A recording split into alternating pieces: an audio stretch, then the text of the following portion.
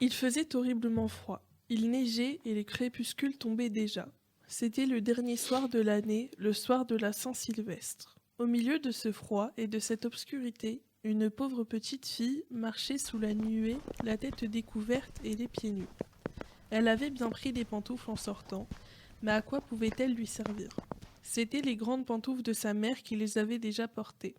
Elles étaient beaucoup trop grandes, et la petite les avait perdues successivement, toutes les deux en traversant une rue, au moment où deux voitures passaient à grande vitesse. La première avait passé sous la roue d'un coup et avait disparu. Collée à la roue par la gelée, impossible à retrouver.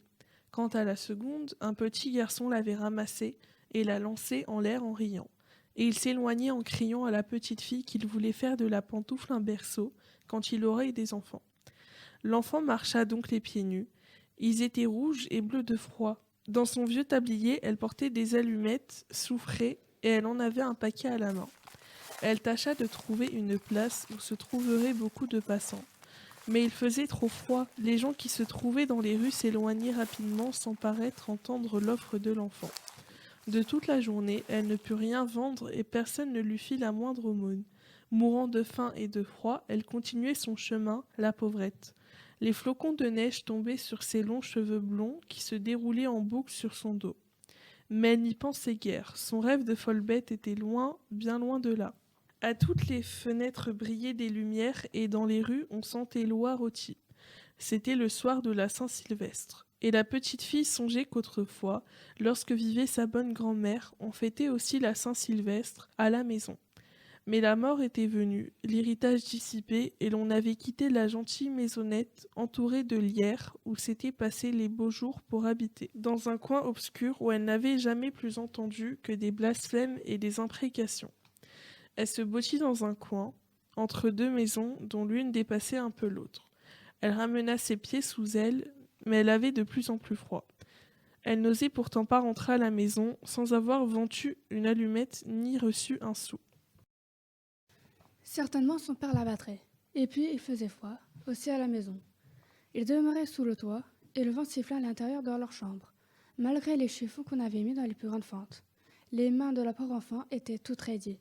Ah, comme la chaleur d'un feu d'allumette ferait du bien. Si elle osait en tirer une, la frotterait contre le mur, et s'y chauffer les doigts. Elle finit par en prendre une, comme cela flamme et brûle, la flamme d'abord bleue et verte, blanchit et rougit, successivement, et enveloppe le petit éclat de bois qui projette à petite distance une lueur vive et gaie. Pendant que l'enfant tenait les mains au-dessus de l'allumette brillait comme un clair charbon. Oh, la lumière! Il sembla à la petite fille qu'elle était devant un grand poêle de fer avec de brillants ornements de cuivre. Le feu y brûlait gaiement et répandait une douce chaleur. Ah, que cela faisait du bien! Les petites mains se réchauffaient à la flamme. Même celle qui tenait l'allumette avait le pouce qui lui semblait brûlant. Oh, pouvoir rester ainsi de longueur, tout le temps devant un bon foyer, par une nuit glacée d'hiver, quand la neige couvre la terre et que souffle le vent du nord. Déjà elle allongeait les pieds, pour se réchauffer, aussi quand la flamme s'éteignit et le poêle disparut. Elle était assise là, avec le bout de l'allumette brûlant dans la main. Elle le regardait tout étonnée, ne comprenant pas d'abord pourquoi le foyer s'était éteint.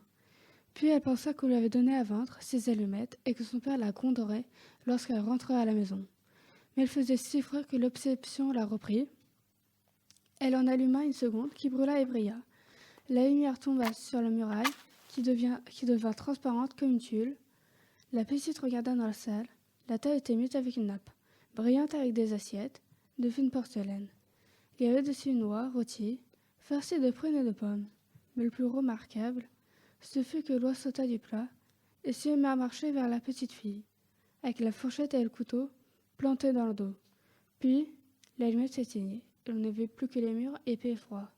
Le rêve a fait place à la réalité. Au lieu de la table bien servie, la rue noire et glacée, toute blanche de neige, la bise qui souffle et quelques rares passants qui se précipitent à des rendez-vous chaudement vêtus et indifférents à la misère de la petite marchande. L'enfant alluma une troisième allumette. Elle se vit alors transportée sous un bel arbre de Noël. Il était encore plus grand et plus richement paré que celui qu'elle avait pu voir à Noël l'année passée, chez un riche négociant à travers la porte vitrée. Des milliards de lumières brillant sur les branches vertes et beaucoup d'images coloriées comme celles qu'on voit aux vitres apparut aux yeux de l'enfant. Elle tendit ses 2 mains vers l'arbre, mais les allumettes s'étendaient. Tous les bougies de Noël semblaient montre, jusqu'au devenir des étoiles dans le ciel. Il y a quelqu'un qui meurt en ce moment, dit la petite, car sa vieille grand-mère, la seule personne qui eût été bon pour elle, mais elle était morte depuis longtemps, lui avait dit, quand une étoile file, une âme monte vers Dieu, on voudra une nouvelle allumette contre le mur. Une claire lumière se répandit tout autour et la petite apparut distinctement, sa grand-mère qui lui sourit doucement. Grand-mère s'écrie, la petite, prends-moi, je sais que tu vas disparaître quand les allumettes s'étendaient, disparaît comme le rôti, comme l'arbre de Noël, mais ne me laisse pas ici. Nous étions si heureuses tout ce temps, tous deux, quand tu n'es pas encore retourné près du bon Dieu. Tu me disais qu'en ce temps-là, j'aurais aussi te trouvé si c'était bien sage. Grand-mère, je t'en prie, demande au bon Dieu de me faire venir avec toi. Il ne te refuse pas. L'allumette s'étendait et avec salut, la vision qui illuminait le visage de la fillette. Et l'enfant allume toutes les allumettes qui restaient dans le paquet. Elle voulait retenir sa grand-mère. Les allumettes firent une telle lure qu'on put se croire être en plein jour. Jamais sa grand-mère ne lui avait paru. Si sa grand-mère ni semblait ni si belle, elle a pris la petite fille par la main et toutes deux s'envolent curieusement, haute, très haute, plus fin, ni de froid, ni angoissée. Pour elle, elle était chez le bon Dieu. Le lendemain, la neige couvre toujours la terre, mais le soleil se lève brûlamment, éclaire dans un ciel du bleu pâle. Tout le monde sortait joyeux, l'augure de la maison, on tourne par la foi matinée du lendemain. La petite fille qui avait les joues rouges et un sourire sur les lèvres, elle était morte, gelée derrière soir de l'année.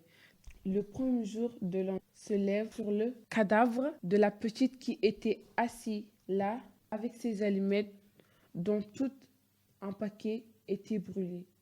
Elle aurait voulu se chauffer, dire les gens, mais personne ne savait quel merveilleux elle avait vu, ni au milieu de quelle semblable d'heure elles sont été allées sa grand-mère vers les joyeux de la nouvelle année.